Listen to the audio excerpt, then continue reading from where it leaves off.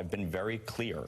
I support protections for IVF, access to contraception. I'm against a national abortion ban. I have always supported exceptions for rape, incest, the life and health of the mother. And I think people really just want a reasonable conversation on this.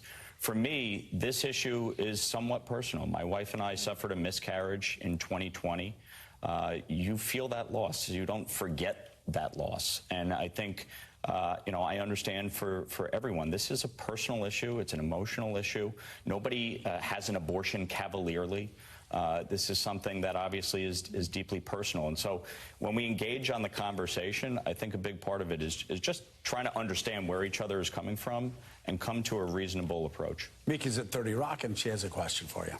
I'm just curious if you think Congress should play a role in this, because I fully understand where you're coming from and appreciate your coming on the show to share your beliefs here. I don't think your speaker has the same beliefs, and I don't think he thinks Congress should play a role in this. What are your thoughts on that?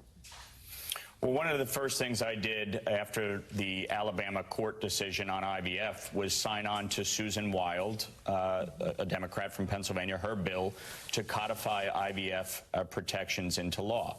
I think there's broad bipartisan consensus on IVF protections. I've also introduced a bill to provide tax credits for those who are trying to use IVF to get pregnant and start a family of their own, as well as a bill to force insurance companies to provide coverage.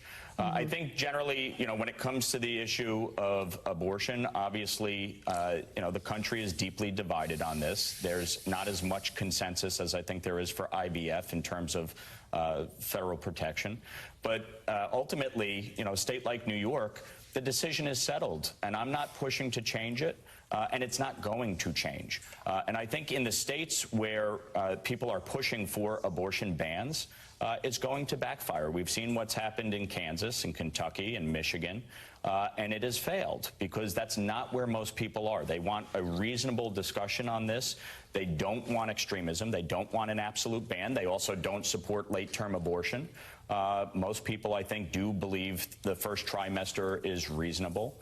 But that, again, will be decided by the people in these states. And I caution my colleagues and those that are pushing for an abortion ban. It's not going to work, and it's actually going to backfire.